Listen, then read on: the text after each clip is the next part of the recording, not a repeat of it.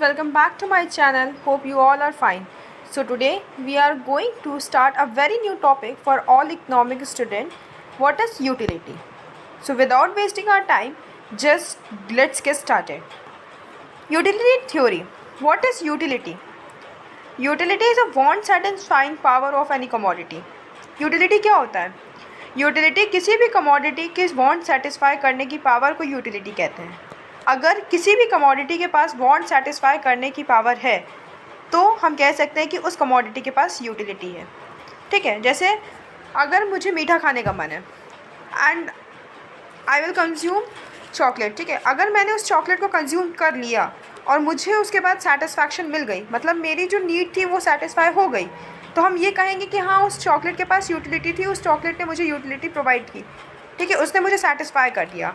तो यूटिलिटी मतलब satisfying power of any commodity is called utility. Want satisfying power of any commodity is called utility. Utility को दो type की theory में distribute किया गया है. पहला होता है law of diminishing marginal utility और दूसरा होता है law of equi marginal utility. Marginal क्या होता है? The term marginal refers to the effects of small changes in consumption. Marginal का मतलब होता है कि small change in consumption effect, मतलब एक छोटा सा चेंज कंजप्शन में क्या इफेक्ट लेके आता है, वो हमारा मार्जिनल थ्योरी डिस्क्राइब करता है. कि मतलब थोड़ी सी चेंजेस से या तो माइन्यूट सा इंक्रीज़ हो जाए या तो माइन्यूट सा डिक्रीज़ हो जाए, वो माइन्यूट चेंज चाहे वो इंक्रीज़ हो चाहे वो डिक्रीज़ हो, चाहे 1% ही क्यों ना वो चेंज हो. ठीक है, तो वो जो माइन्यूट सा चेंज क्या इफेक्ट लेके आता है उस चीज़ को बताता है हमारा मार्जिनल.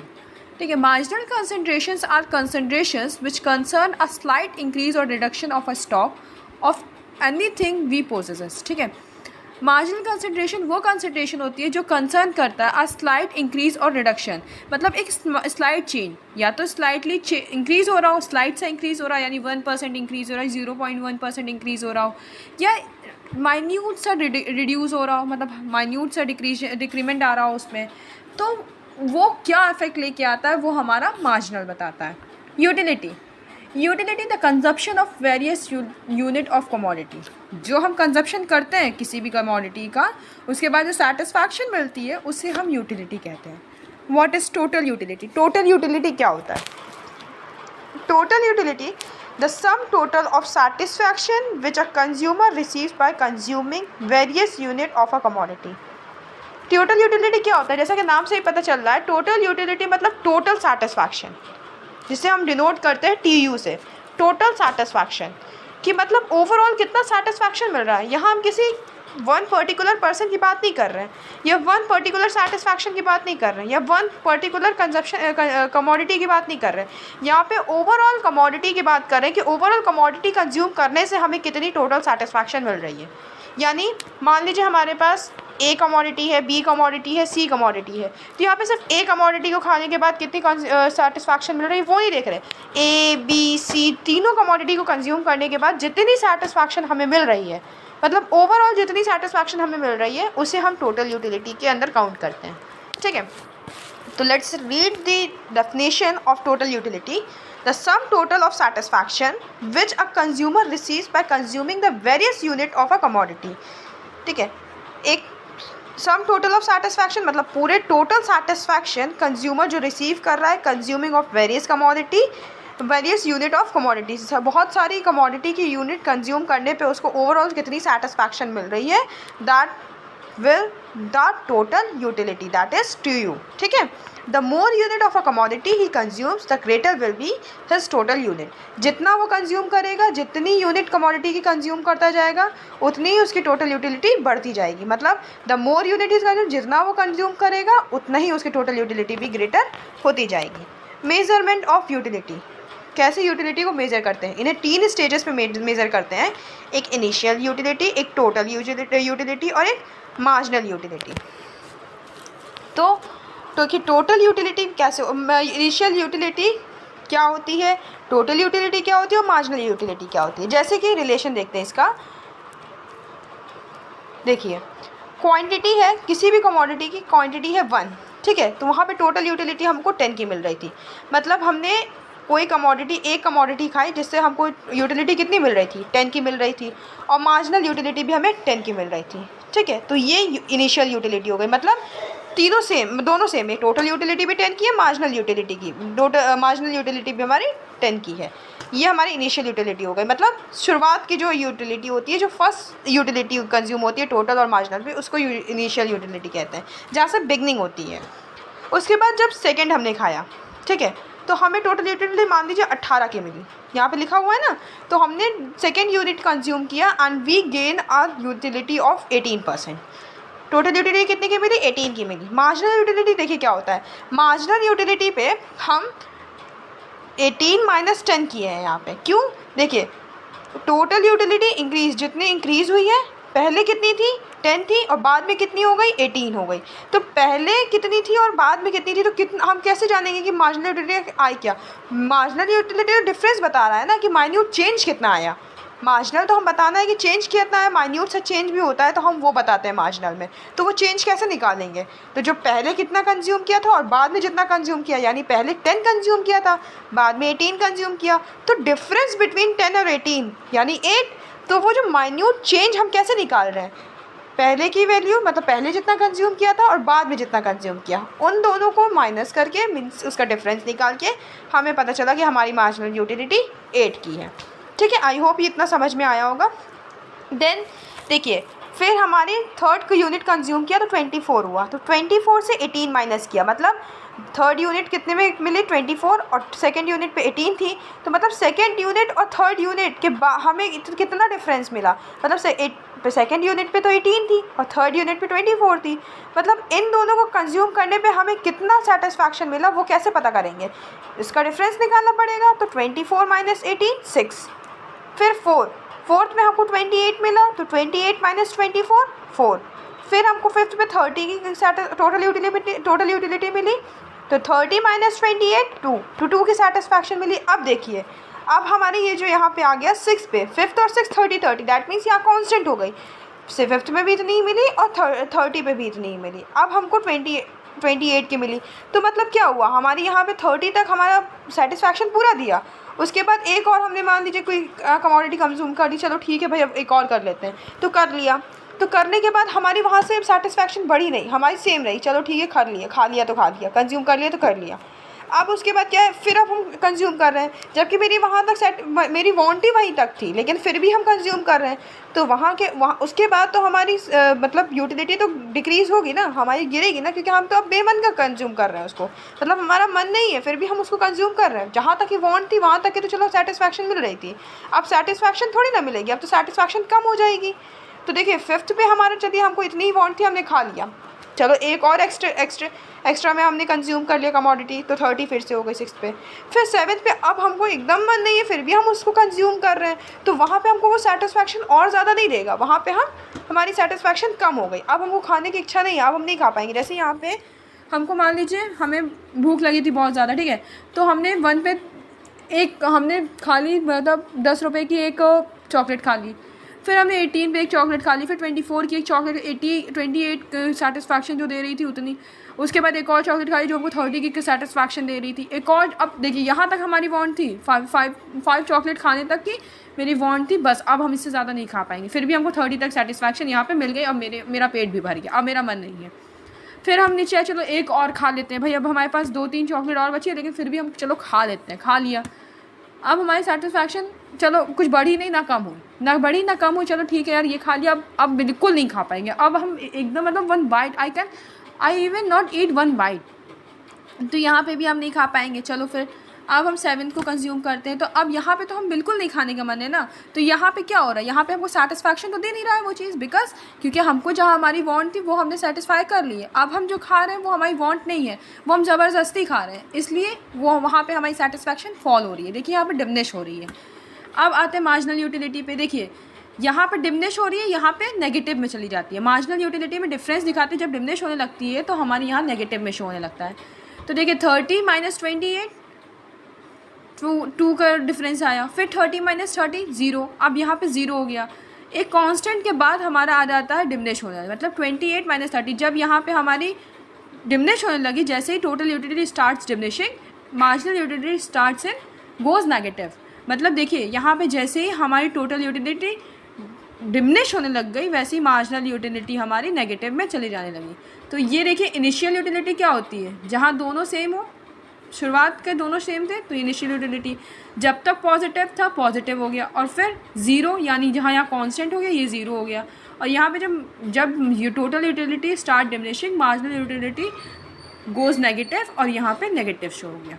ठीक है, आई होप इतना समझ में आया होगा। Then marginal utility, marginal utility क्या होता है? The concept of marginal utility grow out of attempts by economics to explain the determination of price. इसे डिटर्मिनेशन ऑफ प्राइस से हम एक्सप्लेन करते हैं। देखिए इसको कैसे राइट ऑफ करते हैं, MU से, मार्जिनल यूटिलिटी।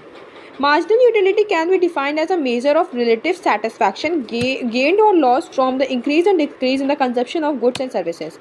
मार्जिनल यूटिलिटी क्या होता है? मार्जिनल यूटिलिटी को हम मेज़र करते हैं कि इस माइन्यूट से क्या गेन हो रहा है, क्या लॉस हो रहा है, हमारी कितनी सेटिस्फैक्शन गेन हो रही है, कितनी सेटिस्फैक्शन लूज़ हो रही है कंजप्शन के लेवल में इंक्रीज और डिक्रीज़ होने से। ठीक है, किसी भी गुड और सर्विसेज को हम कंज्यूम कर रहे हैं, ठीक है, उसके इंक्रीमेंट और डिक्रीमेंट से हमारी सेटिस्फैक्शन में क्या हमें गेन हो रहा है, क्या हमें लूज़ हो रहा है, वो हमारा मार्जिनल यूटिलिटी बताता है।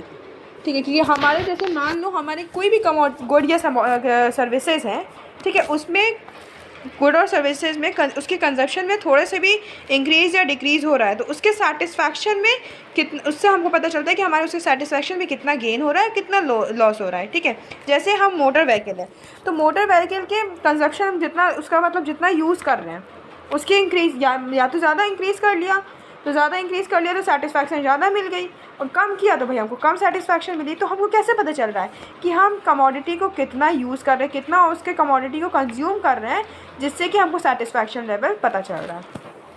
अब आते हैं the main point, law of diminishing marginal utility. What is law of diminishing marginal utility? तो the law of diminishing marginal utility describes a familiar of fundamental tendency of human behaviour. जो law of diminishing marginal utility होती है वो human behaviour को tendency को बताता है। ठीक है, ह्यूमन बिहेवियर की क्या टेंडेंसी होती है उससे हमको फैमिलियराइज करता है। तो the law of diminishing marginal utility states that as the consumer consumes more and more unit of a specific commodity, utility from the successive unit goes on diminishing. Law of diminishing marginal utility क्या कहता है कि as the consumer consume more and more unit of a specific quantity, जैसे कि consumer जितना से जितना commodity consume करना स्टार्ट कर देता है, चाहे मतलब जितना कंज्यूम करता रहता है utility from the successive units goes on diminishing, उतनी ही यूटिलिटी हमारी गिरने लगती है। मतलब जितना हम कंज्यूम करते रहते हैं उतना ही हमारी जो यूटिलिटी है वो गिरने लगती है। फॉर एग्ज़ाम्पल जैसे कि मैंने अभी बताया कि हम जैसे कि मैंगोज़ कंज्यूम कर रहे हैं, ठीक है, हमको बहुत मन कर रहा है मैंगोज़ खाने का, चलो हमने एक मैंगो खाया, हमको सेटिस्फैक्शन मिली, फिर हमने दूसरा मैंगो खाया, हमें और सेटिस्फैक्शन मिली, हमने तीसरा मैंगो खाया, हमें और ज़्यादा सेटिस्फैक्शन मिली, हमने चौथा मैंगो खाया, अब क्या हुआ, हमें कोई सेटिस्फैक्शन नहीं मिली, हमें 3 तक सेटिस्फैक्शन मिली, चौथे में हमको सेटिस्फैक्शन नहीं मिली क्योंकि हमारा पेट भर गया। अब हमने 5वां फिर खा लिया, हमारा पेट भर गया, फिर भी हमने 5वां खाया, ठीक है, तो हमने जब वो 5th मैंगो खाया तो उससे हमें सेटिस्फैक्शन नहीं मिल रही है, हमारे सेटिस्फैक्शन गेन अब डिमिनिश होने लगेगा। मतलब अब हमें सेटिस्फैक्शन, अब मेरा मन नहीं है बिल्कुल खाने का, हमको वो सेटिस्फाई कर ही नहीं रहा है, मतलब और नहीं तो हमको वो सेटिस्फाई डिमिनिश कर रहा है, मेरा सेटिस्फैक्शन लेवल डिमिनिश कर रहा है, मेरे को कोई यूटिलिटी नहीं मिल रही है उससे। इवन हमको अब खाने का बिल्कुल मन ही नहीं है तो हमारा मन उससे हट गया, तो वो कहीं ना कहीं पहले तो हमारे लेवल ठीक है, चलो 5 तक की हमको 20 की हमको यूटिलिटी मिली, जैसे हमने 1 मैंगो खाया तो हमको 10 की यूटिलिटी मिली, 2nd मैंगो खाया हमको 20 की यूटिलिटी मिली, 3 मैंगो खाया तो हमको 30 की यूटिलिटी मिली, 4th पे हमें कोई यूटिलिटी मिली, 30 तक ही रह गई, पेट भर गया था मेरा। 5th हमने खाया तो अब हमको क्या हो जाएगा कि हमारे 30 से 28 चला गया, दैट मीन्स डिमिनिश होने लगे, अब हमें खाने का मन नहीं है, हम ज़बरदस्ती खा रहे हैं। तो यहाँ पे वही चीज़ बताया गया कि जितना कंज्यूमर कंज्यूम करता जाएगा, जितने कमोडिटी की यूनिट्स वो कंज्यूम करता जाएगा उतनी ही उसकी यूटिलिटी डिमिनिश होती चली जाएगी। एजप्शंस क्या होते हैं इसके, क्या एज्यूम करके चलते हैं हम? The assumptions are various unit of a commodity goods are homogeneous. जो कमोडिटी हम पहले से खाते आ रहे हैं उसी की बात कर रहे हैं हम यहाँ पे, ये कि जो हम जिस ब्रांड का मैंगो की हम बात कर रहे थे उसी ब्रांड के मैंगो को हम खाएंगे, नेक्स्ट मैं ब्रांड की चूज़ नहीं करेंगे या नेक्स्ट आइटम किसी को नहीं लेंगे, मतलब वही कमोडिटी रहेगी, उसी ब्रांड का कमोडिटी रहेगा। ठीक है, कमोडिटी में चेंजेस नहीं आना चाहिए, सेम वही होना चाहिए जिससे हम पहले से मेज़र करते आ रहे थे। मेज़र करते समय सेम वही ब्रांड, वही कमोडिटी और वही प्रोडक्ट होना चाहिए। ठीक है, there is no time gap between consumption of different unit, कोई गैप नहीं हो, जैसे कि अभी खा रहे हैं फिर 1 घंटे बाद खा रहे हैं या दूसरे दिन खा रहे हैं, नहीं, अभी खा रहे हैं तो अभी ही कंज्यूम कर रहे हैं, हम उसको बाद में नहीं लेके जाएंगे, क्योंकि बाद में तो फिर भूख बढ़ जाएगी ना। तो हमको अगर हम मेजर करते समय उसी वक्त को करना है, हमको बाद के लिए नहीं वेट करना है, हमें वहाँ पे टाइम गैप नहीं होना चाहिए, तुरंत तुरंत तुरंत तुरंत कंज्यूम कर रहे हैं। कंज्यूमर रेशनल होना चाहिए, दैट मीन्स उसके पास अपनी खुद की सेंस होनी चाहिए, उसको नॉलेज होनी चाहिए कि हाँ वो अपने डिसीजन लेने लायक होना चाहिए। So aims that maximization of utility of the product, तभी हम यूटिलिटी मैक्सिमाइज़ कर पाएंगे, हम पता लगा पाएंगे। ठीक है, टेस्ट एंड प्रेफरेंसेस रिमेन, अब हम कैसे पता करेंगे, देखो taste preferences and fashion remain unchange, जो टेस्ट होना चाहिए कंज्यूमर का, जो प्रेफरेंसेस होना, जो फैशन होना चाहिए वो अनचेंज होना चाहिए, जो पहले था वही होना चाहिए। कंज्यूमर का जो टेस्ट पहले था वही टेस्ट अभी होना चाहिए, मतलब उसको वही चीज़ पहले भी पसंद होनी चाहिए, वही चीज़ अभी पसंद होनी चाहिए। इसीलिए कहते हैं यहाँ पे टाइम गैप नहीं होना चाहिए, क्योंकि अगर टाइम गैप आ गया तो मान लो शायद कंज्यूमर को पहले मैंगो पसंद थे, अब चॉकलेट पसंद है, तो यहाँ पे टाइम गैप नहीं होना चाहिए। इसीलिए यहाँ पे देखो टेस्ट्स में भी चेंज नहीं होना चाहिए, कि वही सेम टेस्ट होना चाहिए कंज्यूमर का, वही प्रेफर करना चाहिए, मतलब वही पहले भी उसको प्रेफरेंस मिल रही थी कि हाँ यही खाना चाहिए, अभी भी उसको वही प्रेफरेंस मिल रही है कि हाँ यही खाना चाहिए। लिविंग ऑफ स्टाइल या फैशन में चेंज नहीं होना चाहिए, स्टाइल में चेंज नहीं होना, जो फैशन पहले था वही फैशन अब भी होना चाहिए। Consumer possess perfect knowledge of the price in the market, consumer को पूरी नॉलेज होनी चाहिए कि क्या मार्केट में उस प्रोडक्ट की प्राइस चल रही है, क्या मार्केट में उस प्रोडक्ट से मतलब परफेक्ट नॉलेज होनी चाहिए कि प्राइस क्या है मार्केट में उस प्रोडक्ट का। नो प्राइस चेंज भी नहीं होना चाहिए, मतलब मैंगो का प्राइस पहले भी 10 होना चाहिए, आज भी 10 होना चाहिए, मतलब आज इन द सेंस क्योंकि हम उसी टाइम मेजर कर रहे हैं, तो प्राइस में चेंजेस नहीं होने चाहिए, प्राइस भी सेम होना चाहिए। It assumes law of marginal diminishing utility, हम यहाँ पे एज्यूम करके चलते हैं कि ये यहाँ पे हमें ये मान के चलना है कि यहाँ पे law of diminishing marginal utility का केस चल रहा है। ठीक है, यहाँ पे हमें पता होना चाहिए कि हम क्या मेजर कर रहे हैं, law of marginal diminishing utility measure कर रहे हैं, तो ये हम एज्यूम करते हुए चलेंगे, तभी हम ये एजम्पशंस कर पाएंगे। Utilities of different commodities are interdependent of each other, और सभी यूटिलिटीज़ मतलब सभी कमोडिटीज़ की सेटिस्फैक्शन एक दूसरे पे डिपेंडेंट होती है, मतलब ये एक दूसरे कमोडिटीज़ से सारी जितनी भी सेटिस्फैक्शन होती है, कंज्यूमर की सेटिस्फैक्शन एक दूसरे कमोडिटीज़ पे डिपेंडेंट होती है।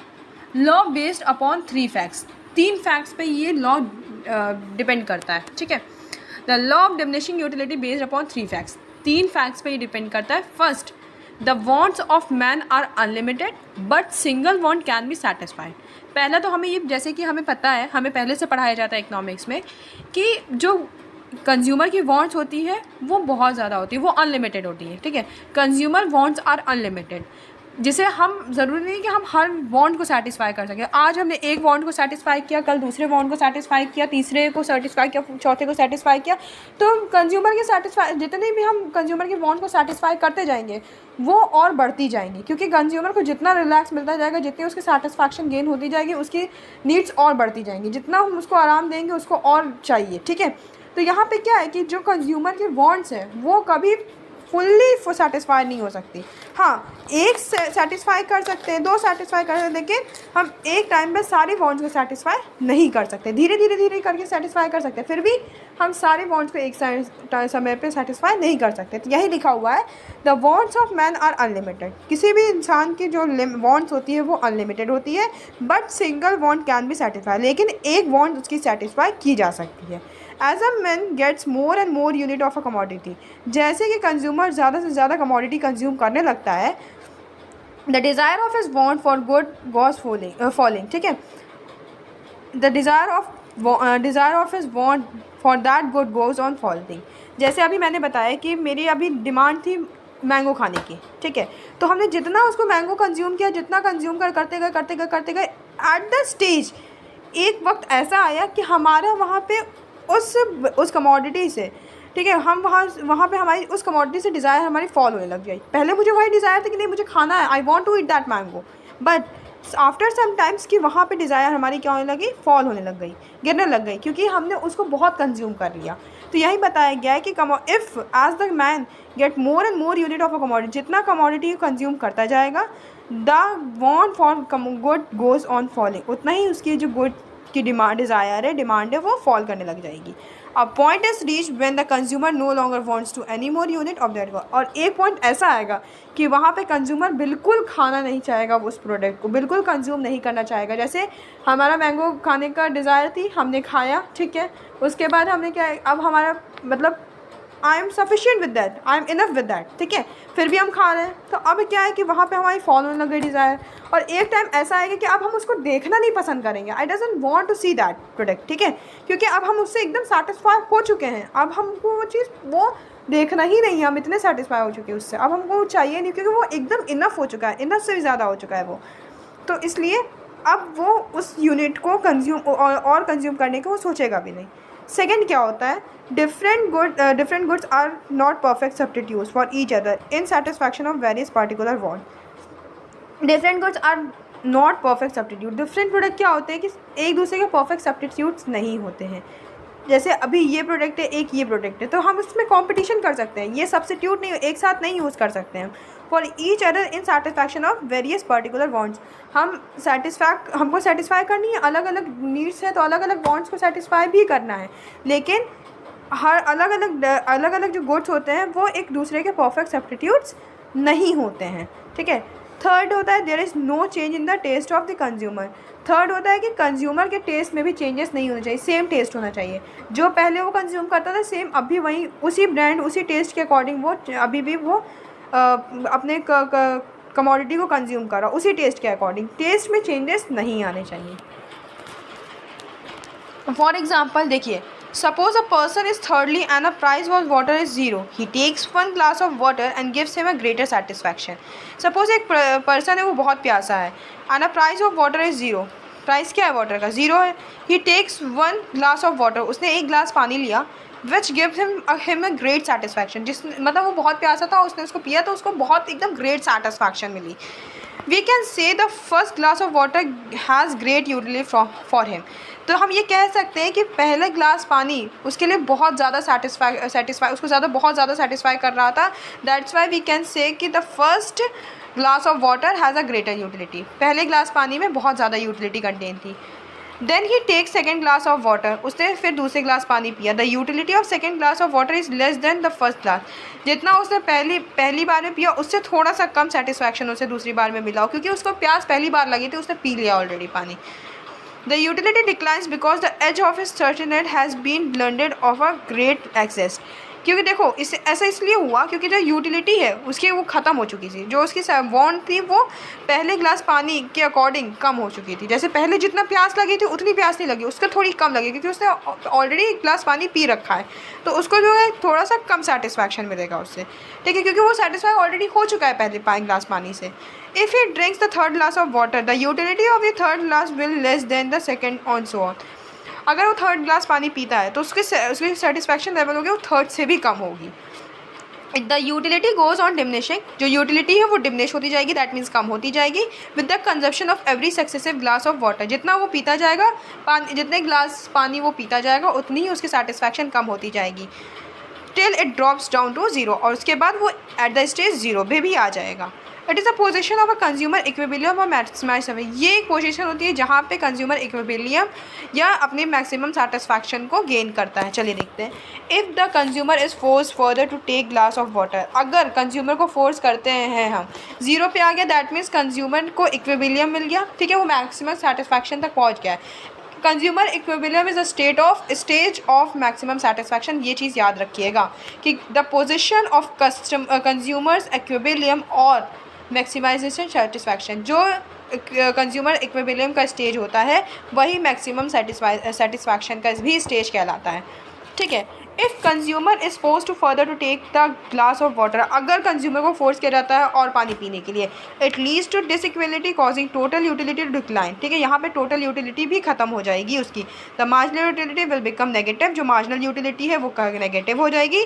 The rational consumer will stop taking water at the point eight which marginal utility becomes negative. Even if good is free, good is free, ठीक है।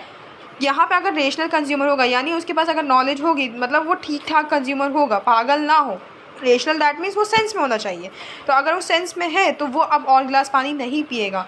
उस टाइम क्या हो जाएगा कि उसकी जो मार्जिनल यूटिलिटी है वो नेगेटिव में चली जाएगी, और जो गुड है अगर गुड फ्री में भी मिल रहा हो, वो कमोडिटी उसको फ्री में भी मिल रहा हो, तब भी वो कंज्यूम नहीं करेगा, और यहाँ पे मार्जिनल यूटिलिटी उसकी नेगेटिव में चली जाएगी। In short, when a good is free, अगर देखा जाए गुड अगर फ्री भी है, वो कमोडिटी फ्री भी है, a consumer increases consumption of a good so long additional unit provide him positive marginal utility.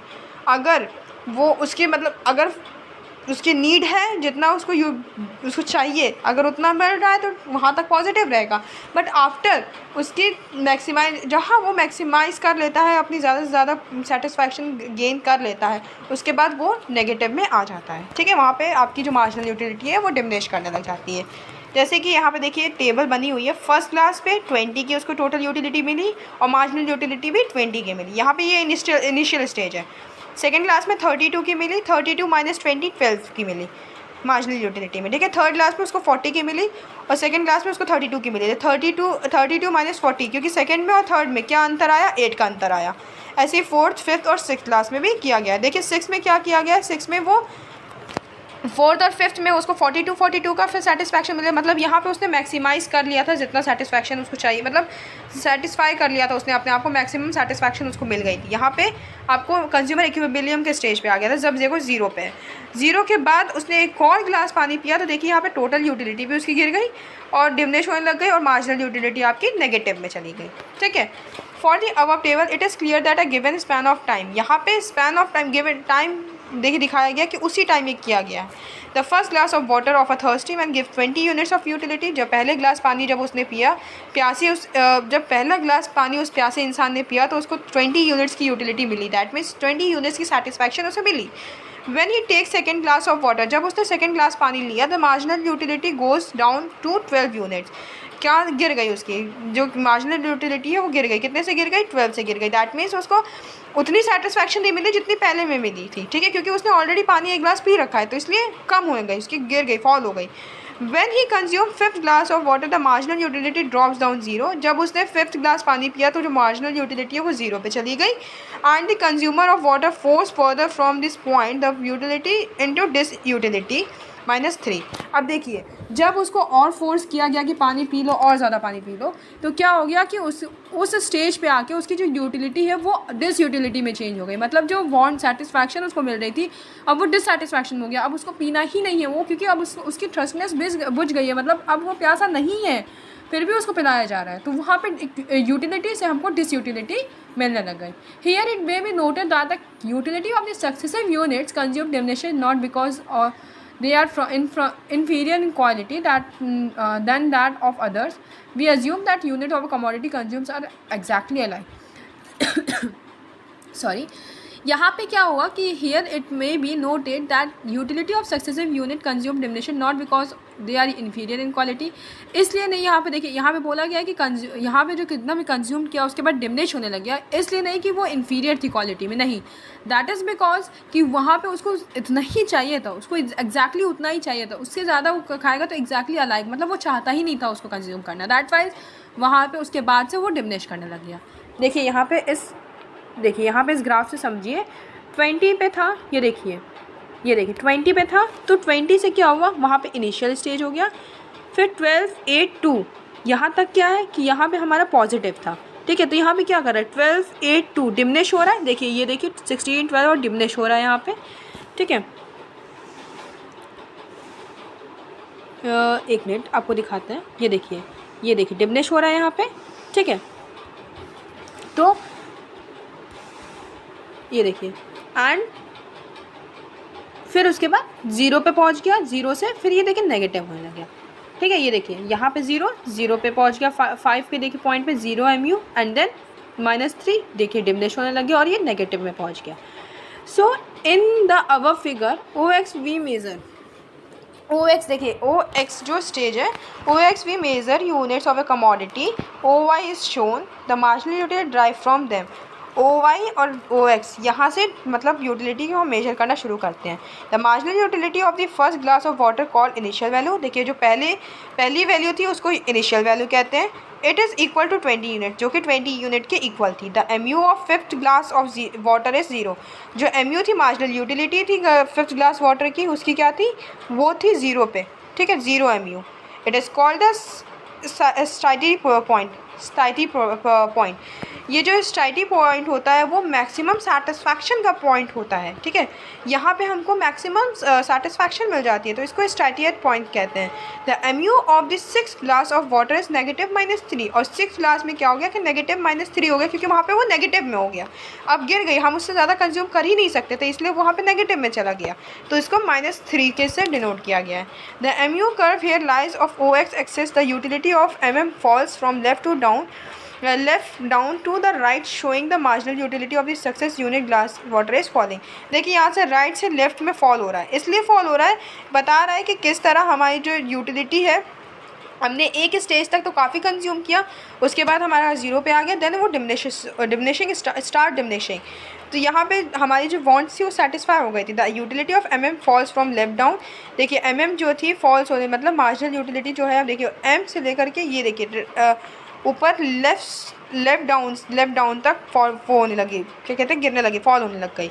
तो यहाँ पे हमारे लेफ़्ट से लेकर राइट तक, मतलब लेफ़्ट से राइट में हमारी फॉल लग गई। देखिए 20 राइट थी, उसके बाद यहाँ -3 तक जब आई तो हमारी यहाँ लेफ़्ट में हो गई, तो यहाँ से लेफ़्ट से राइट में फॉल होने लग गई।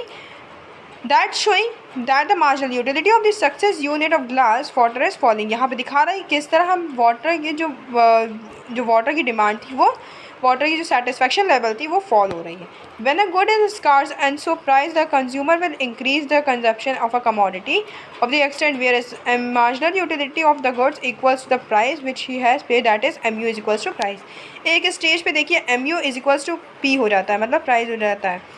When a good is scarce, जब उस गुड की कमी हो, ठीक है, मतलब वो एक्सेसिव में हो जाए, स्कार्स में हो जाए, ठीक है, and price the consumer will increase the consumption, ठीक है, उसकी अगर स्कार्सिटी हो जाए उस कमोडिटी की, तो consumer will increase the consumption. जाहिर सी बात है कि कंज्यूमर जो है उस प्रोडक्ट की कंजप्शन इंक्रीज कर देगा of the commodity to the extent where the marginal utility of वर goods equal to the price, जब तक कि वहाँ पे प्राइस इक्वल टू MU नहीं हो जाती। मतलब अगर किसी भी गुड की कमोडिटी की स्कार्सिटी हो जाती है तो वहाँ पे कंज्यूमर को नीड पड़ने लगती है, तो वहाँ पे उस कमोडिटी की जो डिमांड है वो इंक्रीज़ होने लग जाती है। डिमांड इंक्रीज़ होगी, दैट मीन्स हमको उसकी कंजप्शन भी इंक्रीज़ हो रही है, कंजप्शन इंक्रीज़ हो रही है, और तब तक इंक्रीज़ रहती है जब तक कि मतलब